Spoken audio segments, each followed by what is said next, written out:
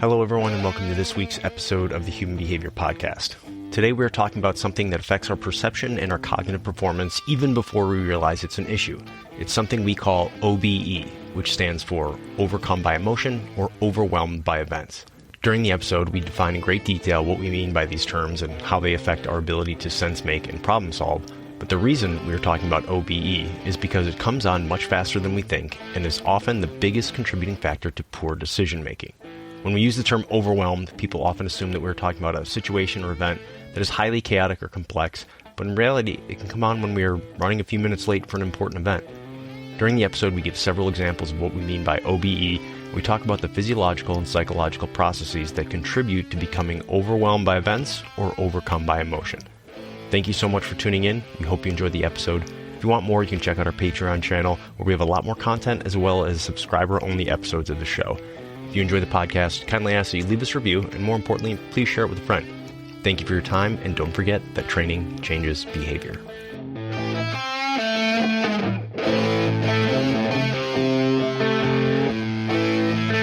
Good morning, Greg, and hello to all of our listeners. We're recording this podcast kind of early in the morning, had an early start, had a long day, so wanted to get this in first before I become a victim of what we're going to be talking about today, actually. So today, we're talking about a term that we use called O.B.E.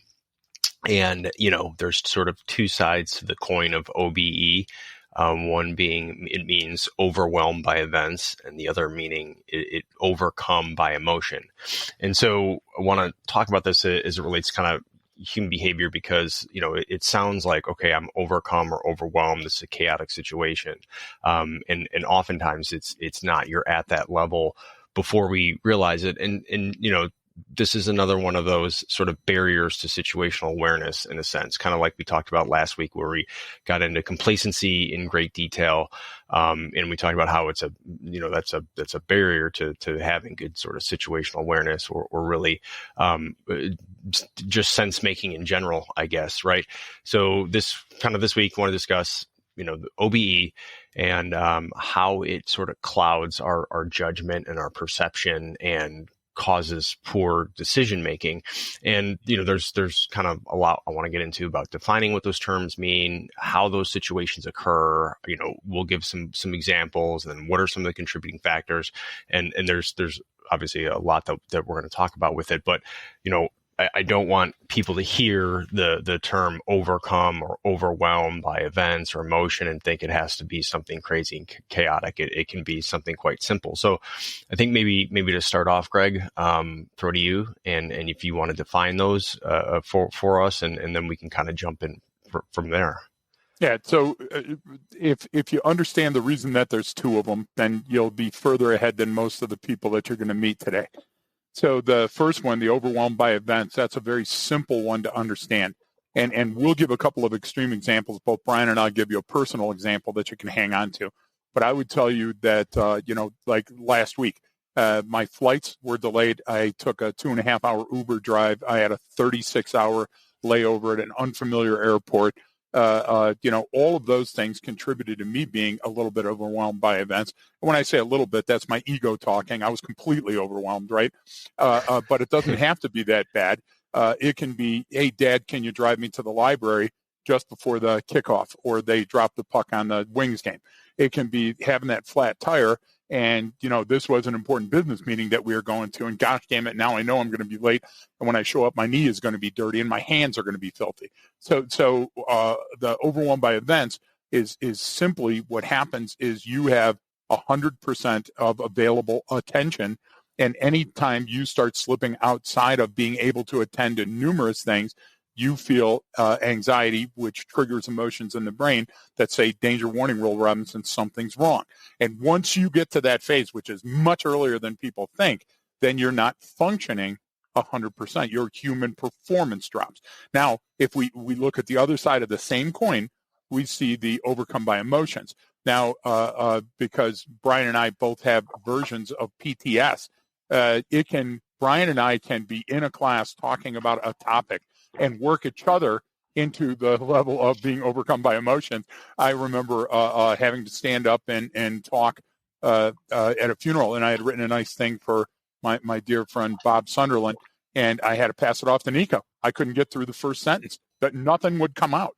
So what you have to understand now with the emotions, and we'll dig deeper into this in a few minutes, it's physiological first, psychological second, and then when it's overwhelmed by events, it's psychological first and then physiological. And I know that sounds goofy, but let us kind of dive into the episode. I'd like to give you a personal example, Brian, of a big overwhelmed by events that happened to me back when we were building combat or ASAT for the Army, not Combat Hunter for the Marines, ASAT for the Army.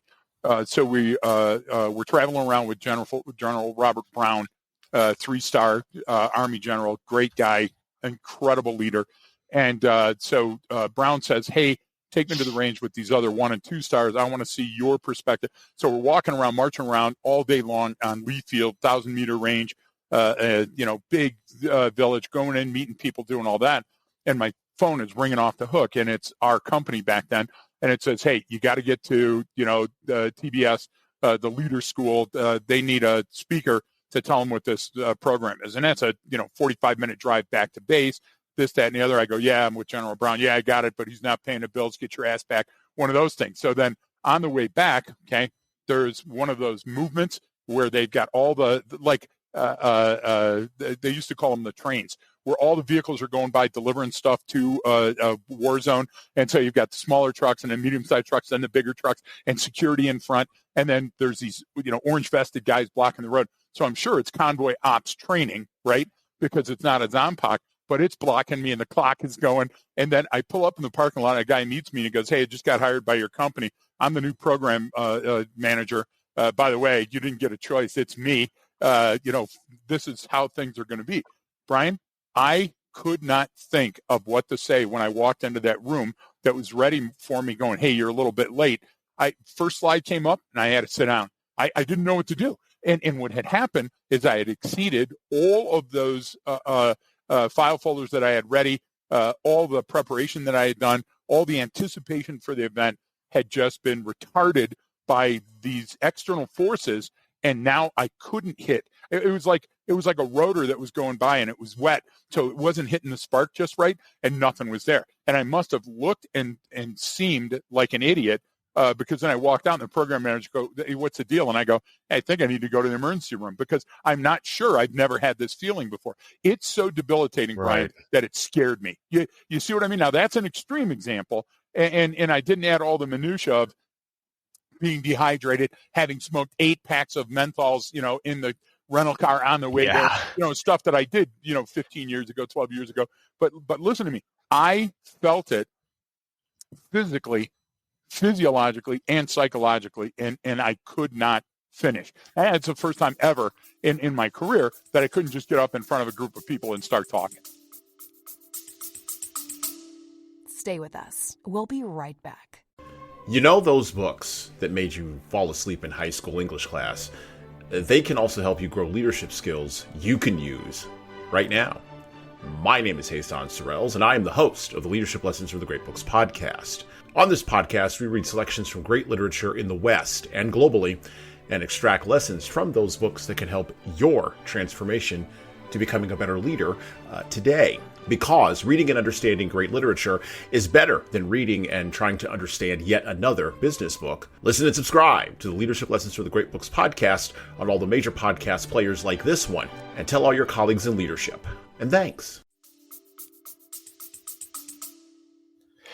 No, and that's an awesome example of exactly what we're talking about. Whereas one, it's something that you do all the time, public speaking, to a program that you wrote, and we're doing so you're 100% completely in your comfort zone with everything of where. I mean, this is not even you're not in some outside element. You're not forward deployed or something. You're back in the U.S. under fire, right? No, and that's definitely why I wanted to hit that up right at the beginning. And I do want you though, just we can go ahead and jump into it because I'll share some other stories as well. But you talked about physiological first, psychological second, psychological first, physiological first.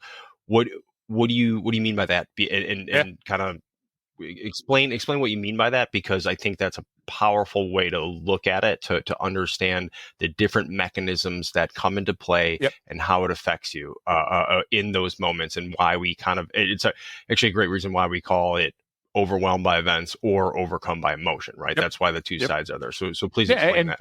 And listen, for purists that are out there, you can use just one because O.B.E itself Sure. will cover both sides of the same coin. Yeah, But right. we create the differentiation because when you're functioning at a high level, you have to understand the brain and how it works in human performance. So anytime you have more than one task, we call it multitasking. And anytime you multitask, you go from the 100% level down, and you only have 100%, so you can never exceed that. Even with training, you can manage it better, but you can never exceed it completely. And so what happens is your brain's has glucose, and glucose is the metabolic essential fuel for the brain. And what happens is each time that you're processing information, you get a reduction of brain glucose. But what happens with multitasking is now you're pulling on those reserves from different angles, from different levels at different speeds, and you get to the point where the glucose impairment now starts impairing other physiological functions, cognitive functions, reflexes, autonomic abilities start to fail. And then if it's not rapidly corrected, and I don't mean just having a Powerade, I mean you have to sit down, separate yourself, do some breathing exercises, focus back to where you were. It can lead to brain damage or death. And I'll give everybody an example that if they've had any service member ever in their family, when you're deployed, the first thing you're taught if you're in a leadership position is to stay up longer than everybody else. There's no scientific reason that you got to do that, because if you're a leader and you've got a team, you're certainly not taught that. No, but you're taught that by your mentors. You're taught that by other people that you see, whether it's formal or not. You think that you have to stay up longer. And what happens is that's a huge depletion of your brain's glucose supply, and multitasking depletes it even faster. And now you're in-stupid.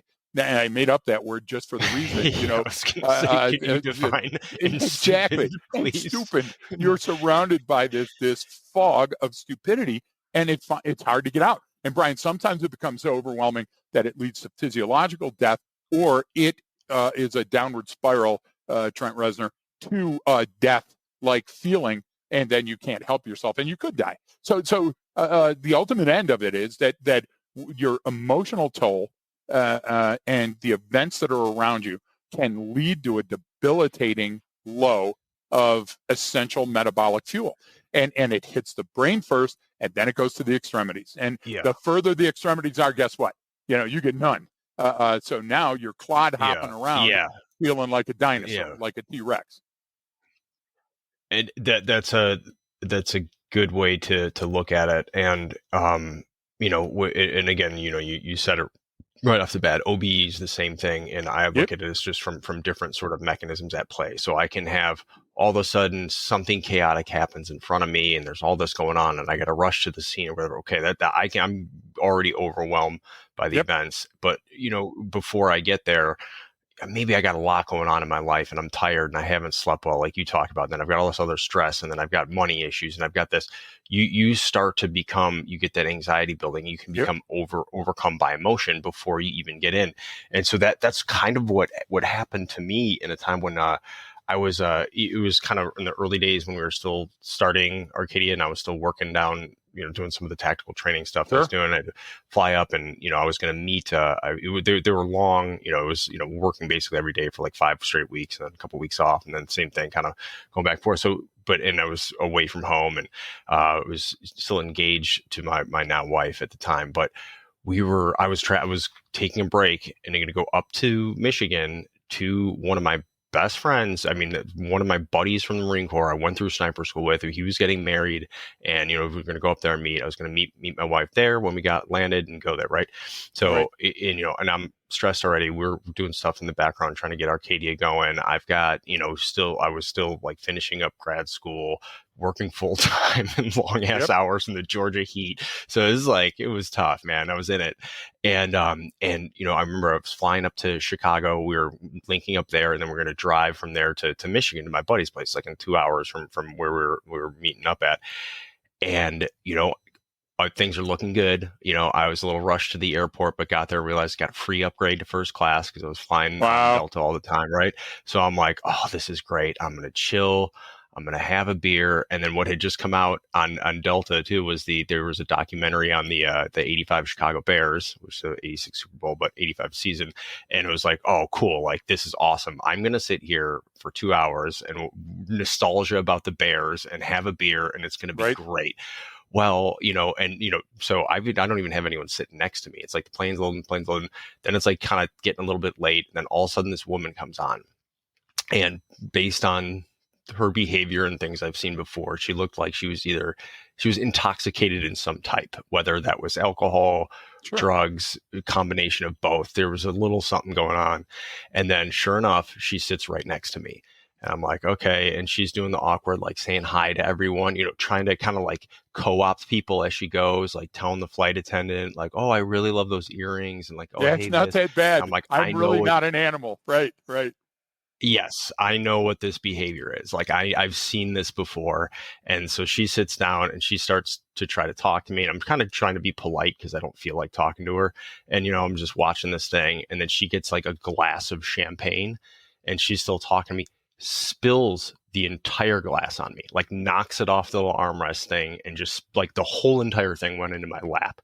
So I'm like, okay, like I'm starting to get a little heated, right? She doesn't shut up. I'm sitting down. So now I've got the headphones in, staring at the little screen in front of me, like just trying to get into this show. And she keeps talking to me and like touching me and be like, hey, like interrupting the show. And I'm like, hey, I'm sorry. Like, I don't mean to be rude. I just really kind of want to watch this. Actually, it came out a while ago and I didn't get a chance to see it. So I'm just kind of, got a lot going on. I really just want to chill here and watch this. And then she kept talking and kept interrupting, kept going on, and then started arguing with me. And I was because remember, add the anxiety of you're in a plane. I cannot go anywhere. Just get up and walk away. Exit strategy here.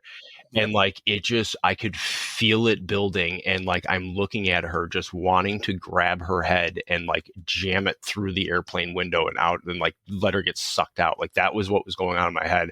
And I could not stand it. I literally had to stand up and I walked up to the flight attendant. I said, is there anywhere else on this plane that you can put me and I can go sit down? I don't care if I'm sitting in the shitter the whole flight. I don't care if it's in 47F with, someone in my, like, I got to hold someone's kid in my lap. I don't care. Just put me anywhere. And she was like, oh my God. And so thankfully there was a guy across the aisle who saw everything happen. And he was a little bit older and he was just chilling there, like with his scotch, and he was laughing and he walked right up. He goes, hey man, why don't you take my seat? I'll sit there. And I was like, thank you, sir, so much. I appreciate it. And I sat down, but like what the point was, in that moment, I was like, because of all of those factors. Look, man, just I want to get to my buddy's wedding. I haven't seen my wife, then fiance for a few weeks. Like, I'm stressed out. Like, I just want to go let loose with the boys who I haven't seen in years. Like, all of this went into this. I had to take special days off from there. I had to get it all approved. Like, all this stuff is going on in my head. And I was O.B.E, man. I was completely overwhelmed. I was overcome by emotion in that moment. I had to thankfully, stand up, walk away, take a breath, and someone intervened sort of on my behalf, thankfully, which was hilarious because then he talked to her the whole flight. We got off and I was getting off, and then he grabbed me in the terminal. He's like, hey man, you owe me like a really nice bottle of scotch. I go, I owe you like a case of scotch. He goes, that woman was batshit crazy. I go, I know. And it was really bothering me. I like hugged the guy. I was like, thank you so much. I don't know what I was going to do. He's like, you're all good. I saw it happen. But the thing was, it wasn't any one of those individual factors, right? Like we said, it starts to add up. But I wasn't. So let's unpack that. Because when she was first bothering me, I'm sitting there going like, fucking, I'm already pissed when because I was coming in at this level way up here, and I had all this going on without the recognition of that happening. And so it automatically took me to that place where I'm just like, I am going to kill someone on an airplane. Like, this is going to happen. So when we talk, you and I talk a lot to other people on podcasts and in webinars and everything. And we always make the distinction of normalcy, and we say clinically normal, and some people know what that typical means and some people don't. So first part of unpacking Brian's story. Humans are social beings. They need to belong to a group. It's not a desire to belong to a group. It's a need. You have to fill the need. So that's why she was walking around playing her game, because she knows she's an outlier, and she knew that she had to get into the good graces of the group of people to be belonged, even for that short flight. But emotions are a distant early warning system, and they're hardwired into your brain. So you got the danger warning, Will Robinson, when she was coming through the threshold onto the fuselage of the plane.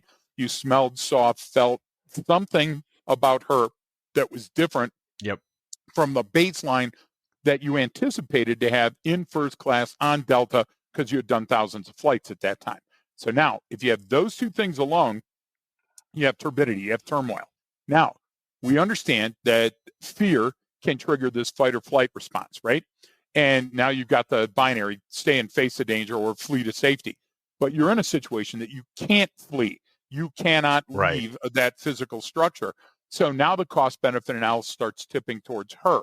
Okay, now add to that your emotions are preparing your body for action. The amygdala is specifically triggering emotional responses to prepare you, because it senses something different. Now, it doesn't know whether it's fear or anger, and it doesn't care. It knows that what it needs to do is motivate you to do something in this moment, and that motivation can be negative or positive. What do I mean negative? You biting her head off, you choking her to death, you punching her, throwing her out. Or positive, you going, ma'am, I apologize. I have to move seats. I got to do something, because this just isn't cutting it. So what you have, again, look, if you're a copper, or if you're HR, or if you're a jailer, what you have to understand is these things are always in play. And the brain senses the change first. So it starts building up the chemical interactions for the fear or the anger. And that starts taking those choices out of your physical, corporeal control. What does that mean? That means that the program is running without you. And all of a sudden you find out that you're swept up in the program, and that's O.B.E. So the moment that you realize O.B.E. has already been running for some time. Now that could be nanoseconds, Brian, but it doesn't matter, because that makes it feel out of your control. I want everybody to envision being a trapeze artist, and you're going off and you're swinging, right? And you're now going to let go, and the other person's going to catch you, and you look while you're in midair, and there's no motherfucker on that other bar. Okay, that's what you feel like. You feel like sailing through the air with no safety net, right? You're a Walenda, and all of these effects are happening to you. And that has a psychological toll as well as a physiological toll.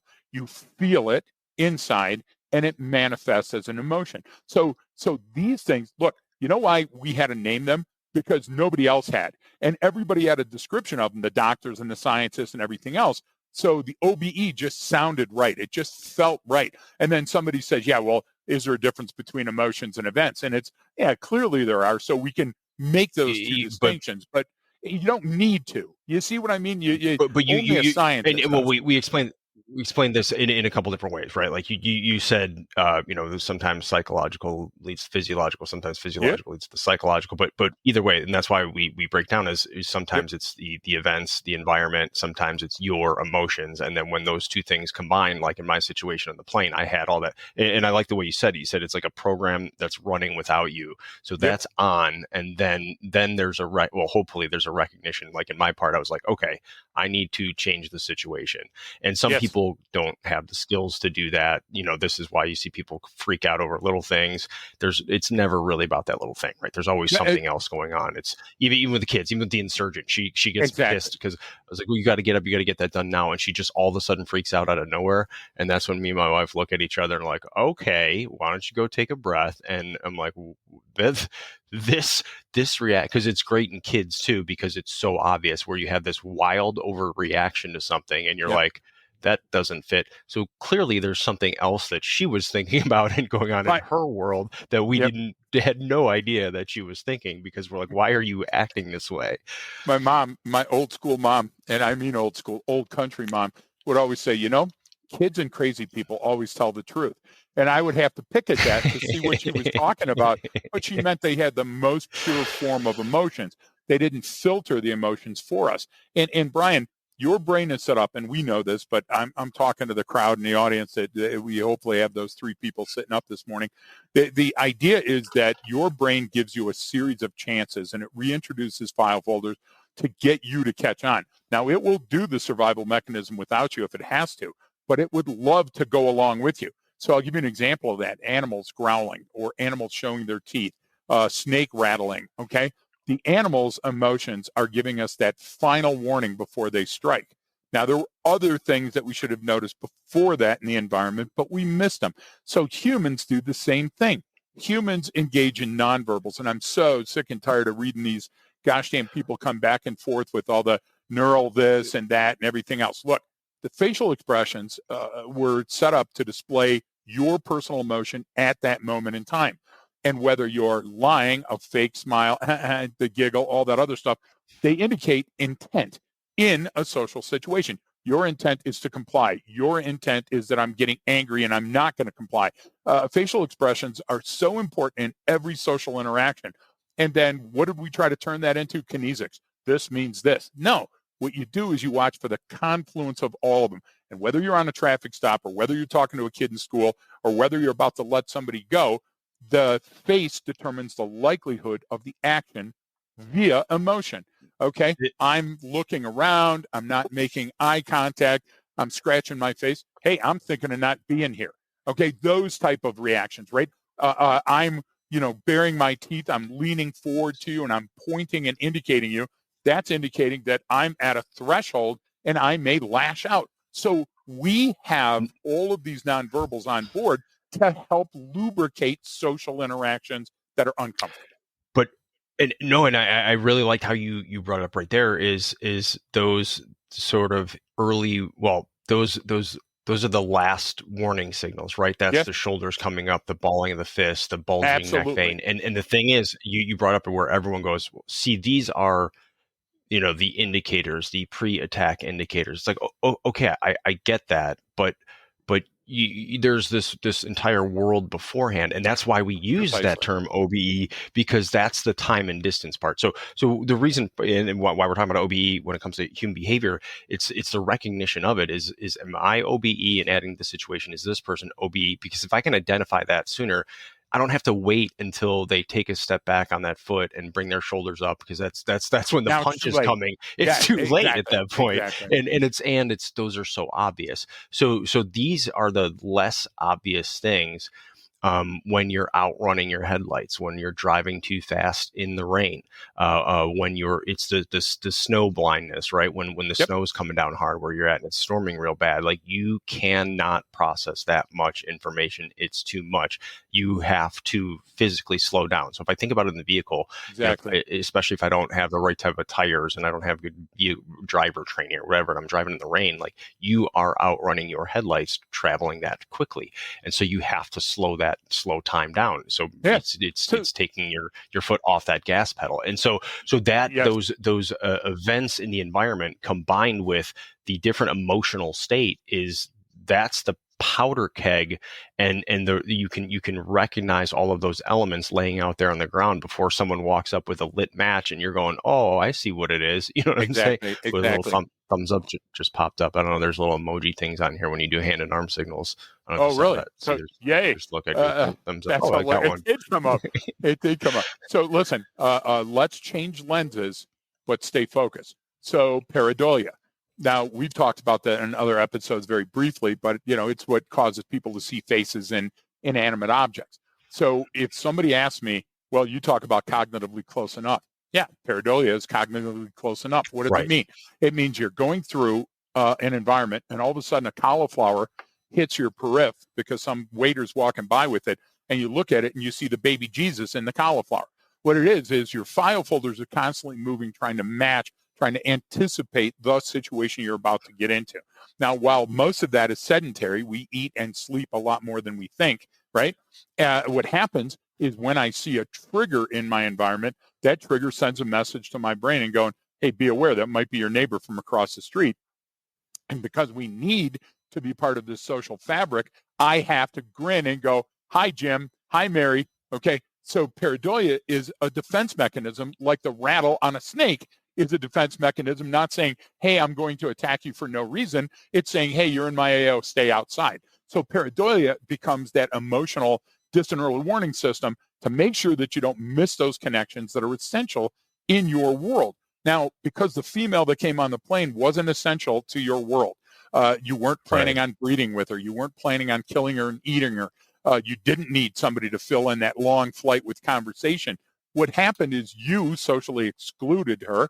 I guarantee that you gave a facial expression. I guarantee that numerous times you verbalized those nonverbals and said, no, thank you, ma'am, right? But she wasn't catching on. So now this social contract that was inevitable, that you were forced into, that wasn't your own, okay, now you have to act it out. It's you're on the fucking train, and you can decide to stop at the next station, or you can pull that thing that stops the train and everybody rolls forward, in the old movies, okay? But your brain never wants to pull that thing because it says right on the box, for emergency only. So there's always a dance. Your emotional processing network, your amygdala, hippocampus, prefrontal cortex, stimulates are constantly functioning to make sense of your environment. And emotions are how you do that. Emotions are so essential to fulfilling that social contract. Look, what do we warn people about? If you're writing a manifesto, Houston, we may have a problem. Why? Because those people have a broken social contract, right? Yeah. They don't have the necessary human performance to be in the tribe anymore. And look, I want you to look at all of the stories that were written about city mouse and country mouse, and written about the grasshopper that didn't take time to fill up the food store, and the ants did. That ancient ships, Brian, and I mean ancient from a long time ago. I mean, like from the 1400s, these big masted ships that we saw recreated off the coast of San Diego, they carried supplies for 2 or 3 years. Why? Because their social contracts were longer. They were going to be on that ship for a good long time. So you have to create these relationships through these emotions and events. And guess what? If we get overwhelmed by them, we're not functioning at 100%. No, and we get overwhelmed, and that's why I brought it back to getting overwhelmed. It's almost not the best way, because of what people picture when they say overwhelmed, and that can happen so quickly. And you brought up a number of different things you were talking about, especially with this expectation of how things are supposed to go. And then you talk about pareidolia, about, I have to find meaning in everything that's happening. So my brain can make sense of it. I see the face in the clouds, or the Jesus on the piece of toast was one of my favorites. I will attribute meaning to these different objects or symbols or something that I see, because that's just my brain making order out of chaos. And it sort of has to do that, like you said, as a defense mechanism. So I'm not surprised by anything. But the O.B.E. comes in, can happen rapidly. I mean, and your level of cognitive acumen and training and life experience and emotional maturity and all these things you want to call it is going to dictate how well you respond to it. But eventually everyone has a point, no matter who you are, no matter you're the Dalai Lama himself. Remember the Pope took a swing at someone when they slapped that with one. water. He slapped her, or she was grabbing him and wouldn't let go, or something like that. Exactly. He was pulling him with a handshake, right? And I was mixing up the Tom Cruise one where he got sprayed with water in the perfect one. movie, but couldn't find the right emotion. He didn't know what to do because he didn't expect it, and he's supposed to be there and act a certain way at the movie theater or at the movie premiere and be professional and promote it and be happy and be approachable because he's a star. And same thing with the Pope, like he's supposed to do all this stuff and these are the people, and then the woman was hanging on too long and it got him, and he became O.B.E. and he slapped her. And so it's like if the Pope can do it, what chance do I have of not becoming O.B.E. and that's our and this is our approach to everything, in a sense, with HBP RNA and how we approach situations and sense making and decision making. But the idea is I don't want to get to that level, because it's going to have an amygdalic response that cares about my survival. So it pushes everything into, just like me on the plane, hey man, this is rough. This is not good. We Yep. can't get out of here. I don't like this. And it raises that the anxiety level, and then that can manifest itself in certain ways.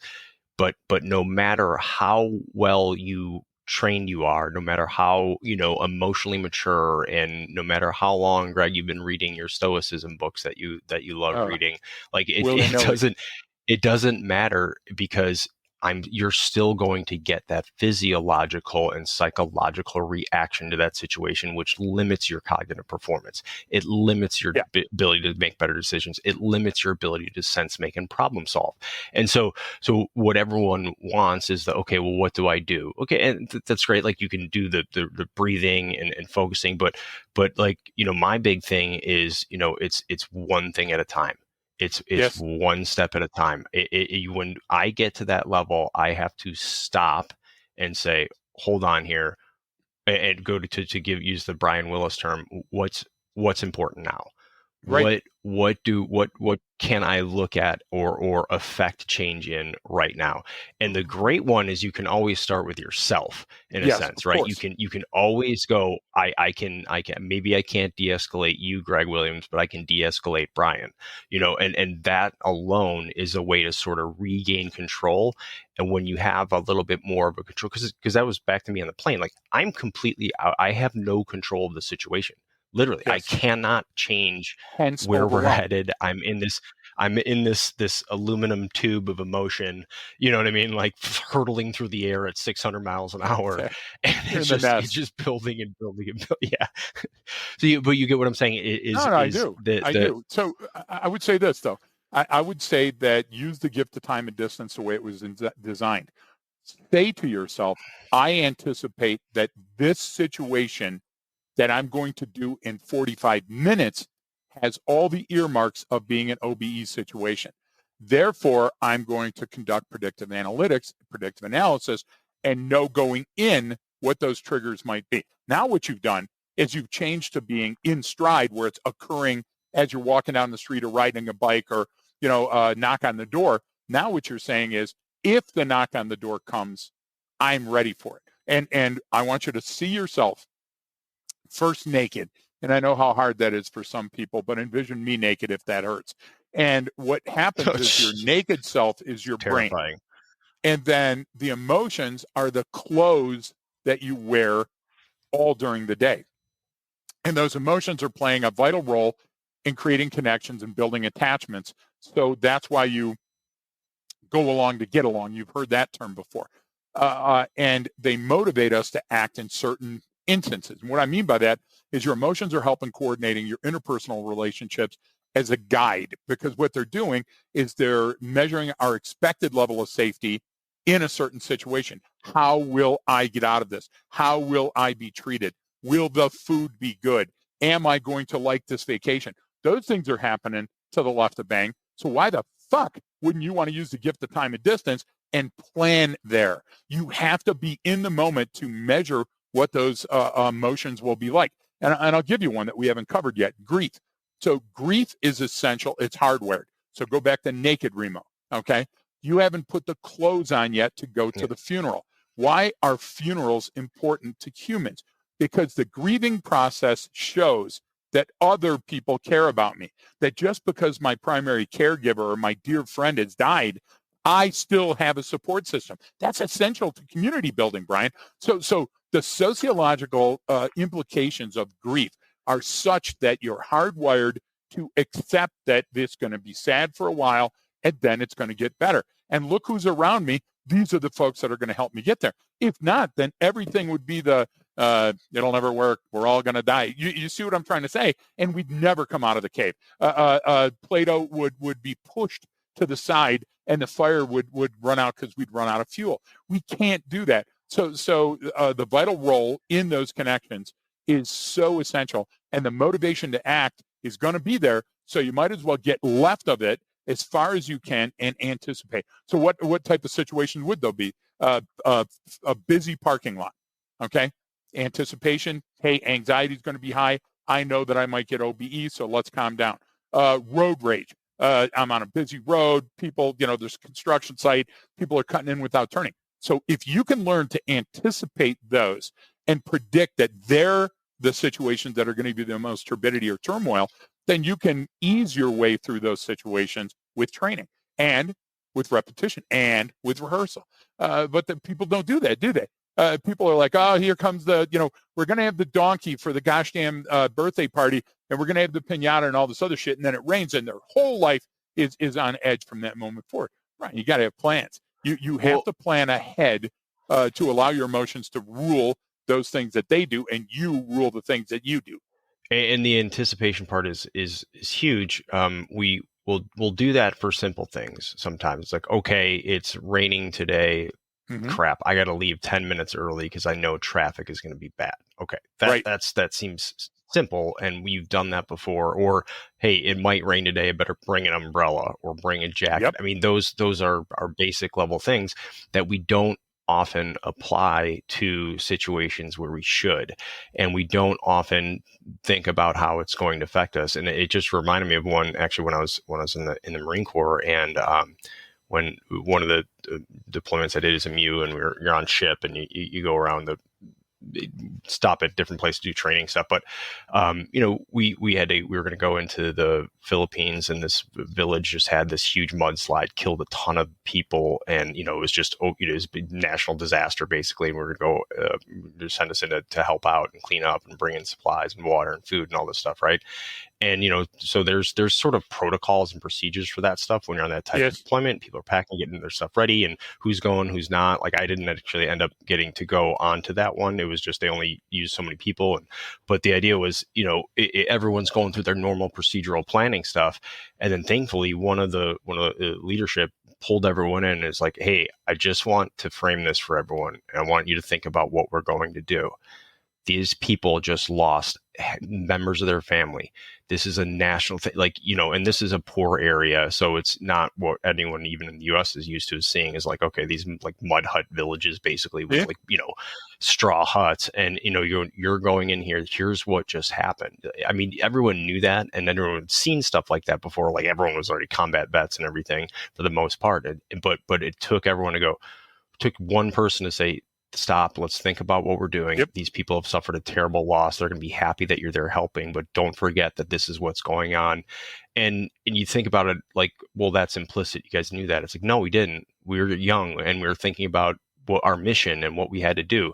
So how would our approach had been maybe if we went into that situation without being cognizant of that? And again, it sounds so basic or simple, but it really isn't, because that's anticipation. That allows me to say, oh, okay, I can see this from a distance. I'm going to be dealing with grieving people. How do we best approach that and not just be so laser focused on our mission that we piss a bunch of people off or something? And it was because it was outside the role of what Marines typically train for. Yep. Right? It's not, they're a fighting force, not a FEMA National Disaster Response Force. Yeah, exactly. So it was outside of the purview of what you're typically used to seeing. So it took someone to go, and then everyone kind of went, oh yeah, crap. Like it's not that we weren't taking it seriously or something, but the emotional, recognition wasn't there beforehand because we're not used to that stuff. And so that 5 minutes or 3 minutes that he took to tell everyone that was probably one of the best things they could have done to impact the effectiveness of that mission and how people acted and how they treated everyone. And so when it comes down to what you brought up with anticipation, that helps with time and distance. And we always hit time and distance. Well, this is another thing of not allowing yourself to become O.B.E. and the recognition. You actually gave the story, I think, last week of when we were in St. Louis, even just recording a podcast, and you had hit that point because you were tired and we had a long week and you were sick, like physically sick. Right. And like now we're having an hour and a half long conversation with two great professionals. Geniuses. And exactly.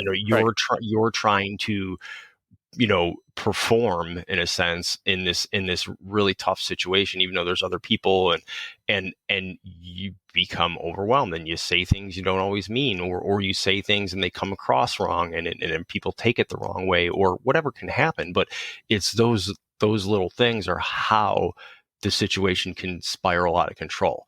So it's all of those elements are laying out on the ground. So if I have that recognition of what those elements are, I don't need to see the bomb put together. I can see enough pieces and go, hey, I think we're in a bomb maker's house, right? And that's what you're talking about with sort of this overcome by events and overcome by emotion, is it the recognition of it, the anticipation of going into a situation, and just having those mental models to draw from, is to go, it's enough to not allow the situation to get out of hand. Does that kind of make sense? No, it's exactly it. And you're spot on. And this goes back to the allegory of the mirror. So we've created that in all old houses. Just before you go outside, there's a mirror, because they had to make sure that your hat was right, your ascot was perfect, all your buttons were buttons and everything else. And now people really don't care much about that. But there's a mirror in your car. There's a mirror, hopefully at your office, your desk. And I always carry a mirror around with us when we travel, a very small travel mirror, signal mirror actually, with the hole in it so I can look up at the plane, a survival tool. But the idea is I glance at it just before I get out of that hotel room, just before I get onto the elevator, just before I get out of the car. Look, things are about to happen. Am I prepared for this? Now, I don't give a shit if it's going in and getting a burger and an order of fries. Am I ready for the fast food experience that I'm about to engage? Hey, I've got the dog on a leash in one hand. I've got the keys to the house, and I've got all these other things going. Am I ready to walk out this door right now because there's a little bit of snow on the ground? What are the likely effects that I'll be facing? If I get used to doing that, then it becomes a habit, and a habit is a hard thing to break. And what I've done is I've named and given a physical form to anticipation. And those anticipations mean that I'm not going to get surprised. Look, I put on the red and blues. I picked the spot. I asked the person over the loudspeaker, go a little bit further off the road, because I don't want to get squashed. Those considerations are easy to make. But just before I leave the car, why don't I adjust my own mirror and take a look at myself and say, hey, I don't want this to be my homicide scene. And I don't want, the Axon body cam to not use the officer-involved shooting, but to watch the suspect kill me. If you do that, Brian, that spinal tuning, that adjustment of your critical thinking is essential. No, and I that's the same thing sort of I do, and I like how you pose it as a question, almost as a challenge to yourself, because everyone has different ways to. I see different types of advice out there. Well, I know how I am and what works for me. And I kind of know a little bit about what works for all humans. And that's a perfect example. So before, let's say, if we're going, we're traveling and we're going, do a training course, whatever, we're going in for the day. I do the same thing because, every hotel has that mirror somewhere, like right by the door, usually. It's almost like a full-size, wall-size mirror. And I always stop, take a look at myself, and it's not, hey, you got this. I'm not doing the Stuart Smalley, you're good enough, you're smart enough, doggone it, people like you. No, it's not that. It's not the talk yourself up confidence. It's the, are you prepared for this? Are you ready to give 100%? Do you, so literally, am I squared away, right? Do I look professional? But it's that looking yourself in the mirror, and you even just brought into the car, like looking at yourself in that rear view mirror, like, okay, are you prepared to handle this? And because one, your brain loves challenges. And two, it's forcing you cognitively to step up your game without having to have a checklist of the things you need to do, or where to look, or what you're carrying, or where your gun or knife or whatever weapon is. It's are you prepared?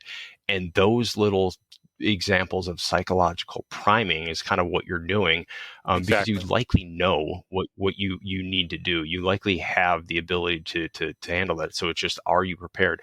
And those small deliberate steps are how I prevent myself becoming, O.B.E, because there's times in the morning where, we got in late, didn't sleep well. We made some last minute changes, and I was going through it in the morning to make sure. And it's like, that's when I have to stop. And I'm like, okay, I'm in the safety of the hotel room. We've got plenty of time. Greg's already down there by the car. I said, we're going to leave sitting holding my bag.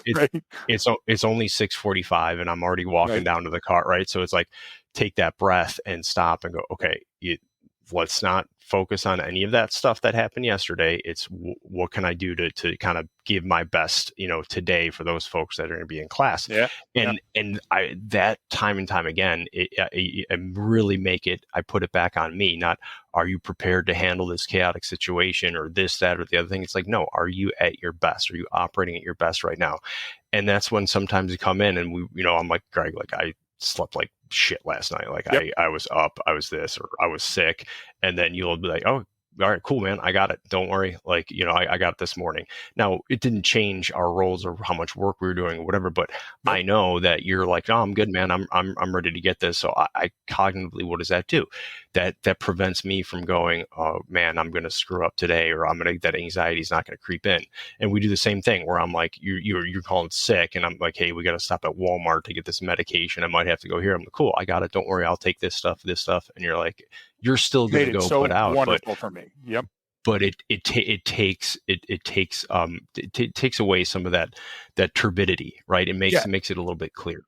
Yeah, and what you're talking about, what Brian's talking about, folks, is reducing cognitive load. So everybody's got a cognitive load, and everybody's used to functioning at that load. And the more load that we put on the truck, the suspension is going to interact. We're fuel, the mileage, everything changes. We're wearing out the tires sooner. So what you like to operate it is less cognitive load. So I'll give you an example of that. Every single time Brian and I go into a venue, we set up the room and we move things around. And what we're trying to do is reduce cognitive load. Don't worry, folks. You sit here and you sit there. By making those choices for folks, you're telling them, welcome, this is cool. It's a safe, happy environment. And that reduces anxiety. That reduces turbidity and turmoil. So if we do that in our normal life, like what about Bob? You remember the movie, Baby Steps? Oh, yeah. Baby Bill Steps Murray. to the elevator. Yeah. Well, I take a photo, and you know this because sometimes when we share photos, I'm sure I share ones that you don't want to see, but I take a photo in the mirror of the hotel that morning before every class, me standing there, and you've probably seen hundreds of those of me. And the idea is, Greg, are you ready? Yeah, just can you outside that door? I just asked if you could send them to me after you put clothes on, though. Yeah. Listen, I'm like the doll that you dress in different. I give you options, Brian. Does Greg wear the skirt today, or is he going to wear the slacks? But the idea is that by looking at that photo is for me. That tattoo is for me, right? That icon is for me. And what it does is it gets me out that door in the morning. Am I prepared for the challenge on the other side of the door? Now I'm in the hallway. What should I see? What am I seeing? What are the smells and feels and tastes from here to the elevator? When the elevator door opens, you know me, man. I'm looking. And when we're on there and when the rental car, I can tell if you're on the phone making the Starbucks order or if you're on the phone looking at the map because there's been a change in direction or distance. And those things fill my cognitive load at the exact right level. And that makes me feel good. But if some of those things are lacking or there's too much, we're right back to the baseline plus anomaly, right? Then I know that there's going to be changes. Now, look, God, Buddha, Vishnu, Allah has given us shock absorbers to take up some of that. And there's stress relievers like laughter, for example, is a perfect stress reliever. And it can be spontaneous laughter, right? Alcohol. Alcohol, yeah. And Brian's like, but the idea is that if we don't engage in those cognition management tools, then we're going to be playing pinball all day long, and we're going to take all the damage, hail damage to a car. We're going to be out in the hail all day long, weathering the storm. And then by the time we get back to the room or to have dinner or to work out, we're going to be toast. And you can't operate at that for a long time because it will make you overwhelmed. And once you become overwhelmed, you're not at peak performance. So here we are back to that human performance, right? So everything, look, I'd love to say, that we only teach a skill that's useful in combat, but it's not.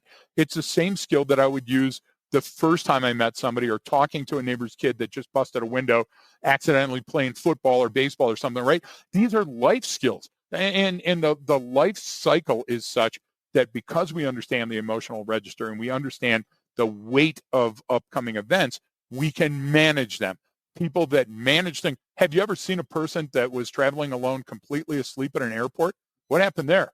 Okay, how could you do that? That's like even sleeping on a plane. I don't know these folks unless I'm with somebody that's being my guardian angel. I can't do that, and that worries me about society because when I see those things, that's like the article I just sent you about the 26-year-old kid that said he'd been homeless on the streets for 9 years. Brian, we're broken if that's a true story. You see what I'm trying to say? We as society are broken because O.B.E is a warning, and if we understand that warning now, we can do steps to mitigate it before the next O.B.E. And just the knowledge, I think just the knowledge that there is such a thing as O.B.E, both sides of that same coin, should make you smarter or should make you more cautious. Yeah, absolutely. And that's the thing is it's sort of that the more if I have words to put to something, Yep. I can get better at the recognition of it, right? I mean, that's even just in my day-to-day stuff. If I've got, back-to-back calls and I'm stressed and something happened and this is that, like when I go back into the house from my little office here, like that doesn't come in with me. I have to go, all right, now I got to be dad. So it's that taking that breath and not bringing that in and going, okay, well that's work. Now I have the kids and the baby and my wife. Yep. Like, so that why bring that in there, everyone, people will say, well, that's still on your mind. This is like, yeah, it is, but it's not right now. Right now I'm being deliberate on this. And Yep. that allows me to not become overwhelmed when, the insurgent is, stressed about whatever and, given, talking back to her mom or something like that, Yep. and so I'm not going to come off, I'm less likely to come off the top rope. And that was a big one for me too. I've told this story on here before, but I remember back in the day, first time I was working with like the infantry immersive trainers, behavioral scientists, cognitive scientists, and we're talking about, what was people call stress inoculation and Yep. and making these type of scenarios and how to cognitively get people involved and the emotional regulation in this. And so they would have these sidebar conversations and ask me like, what about like, different experiences or how I handle things or how this works. And then, I was like, no, I'm pretty good at this. I was out with my buddies and we were hanging out at the bar, having some drinks. And this guy said something and man, just so angry. I was pissed. I was really just picturing just grabbing him by the back of the head and smashing his face into the bar. That's all I could think of. But you know what? I knew that wasn't good. And so I left, I paid my tab and I went home and, so I'm doing pretty well. And they're like, okay, Brian, let's wind that back a little bit. Like, Right. you don't have to get to that point where you're that angry over something. What this person did kind of didn't really need to rise that level. And I was like, oh, and that was the first initial exposure I had, like, hey, wind the tape back a little bit. Here are the things that bother you, and then know that going into here and expect certain things, because that way it just doesn't affect you. You don't get that same emotional response or emotional register situation. So let's pull that situation, Brian. Let's take a look at it from another's perspective, the essence of tactical cunning. So if I now came home from work, the kids are just sitting down at the table. I see that the wife or significant other or husband has made a meal, and I start eating the meal, and we're engaged and embroiled in an argument. And it's a spontaneous argument, the same thing always about working tomorrow and you getting the overtime and who's going to take the kids. And now the argument escalates, and I drop a plate or I throw a dish, and now the argument escalates, and all of a sudden I slap you or you slap me or throw something at me. Neighbors had called police. The police are on scene, and now I'm in my own house with the prospect that you're going to put handcuffs on me and take me to jail. I'm completely outside of the register of the normal, clinically normal. And now all of a sudden, all those baseline elements have come in, and I'm not only overcome by emotions, I'm overwhelmed by the events of the situation. And you go, well, sir, turn around. I'm going to take you in custody in front of your kids and your wife and screaming and all that. And we wonder how these situations escalate to a cop getting killed. We wonder how a husband or wife becomes a family annihilator. Brian, the emotional toll is such that our entire society is based on emotions to keep you in check and form a society and go forward. So those are big ticket items. And if we can understand that, look, if I can understand them in me, I can turn the flashlight on you. If I can understand them in me, I can turn the laser on you. And that understanding is crucial. And that's where training comes in. Training helps me prepare for the real event by anticipating spirals. Yeah. I think that's a great way to kind of wrap everything we've talked about. With a fun story. And we yeah. Well, a fun story about the homicide and the suicide. Hey, let me throw that at you about the suicide things on the face of the earth. So, I think that's definitely something that how it's both the emotion and the events that transpire together to lead to just there's only. I mean, the likelihood of a bad outcome is so high in those situations. So the anticipation must be there. We have to slow down. We have to use the gift of time and distance. So one thing I'll throw at you, my final comments for the episode, Brian, suicide. We look at suicide from the person that commits it. I say that we need to look at it from societal grief. What emotions do we have post-suicide as a society that person couldn't equate in their own life? And if we can take a look at that, that's a good starting point. And nobody's there yet, So if you use that, please call us. It's a great, O.B.E. kind of example, and then now you get into how people deal with that or how they react to that. And some people, it's for the suicide example, it's they take on more responsibility, right? Meaning they're saying it's all my fault. I'm the problem. So I'd be better off, and the tribe would be better off if I wasn't here, because I wouldn't be draining resources and time. Whereas, the person who then goes and shoots up the place or kills some people, they're doing the exact opposite. They're taking no responsibility. They're completely O.B.E, but they're taking no responsibility. I have no consequences. Exactly. Well, it's not my fault. It's everyone else's fault, and society made that guy's fault. And that girl's fault, and I think because they won't sleep with me, and whatever stupid terms you want to come up with today, or back to the Andrew Kehoe one, the worst school shooting in U.S. history in 1925, and it was he posted a sign: the criminals are made, not born. It's like, oh, okay. Yep.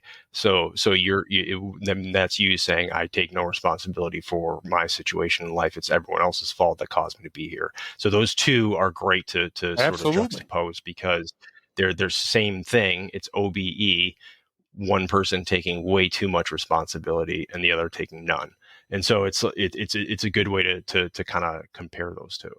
Yeah, I agree. And for the record, Brian and I were both incels in junior high school and high school, and we didn't. Yeah, exactly. No, good point. And good episode, because look, we've circled the wagons and explained from both sides, O.B.E and O.B.E, and from the inside and the outside. And folks, if you have any further questions, just write Brian. Yeah, we can go much deeper on Patreon. It's all in the textbook if you want to look it up. Yeah. And there's many examples that we give in class and on our webinars. Absolutely. There's always more. There's always room for Jello, and we've got always room for Jello. We got a lot of Jello. So thanks. Don't push me down, Clark. For tuning in. If thanks everyone for tuning in. We appreciate it, and please share it with your friends if you enjoy it. It helps get the word out there, and don't forget that training changes behavior. That's all for today, folks. Thank you so much for tuning in. We do appreciate it. If you'd like more information or deeper dive on anything that we talked about, you can always sign up at our Patreon site or reach out to us at thehumanbehaviorpodcast@gmail.com.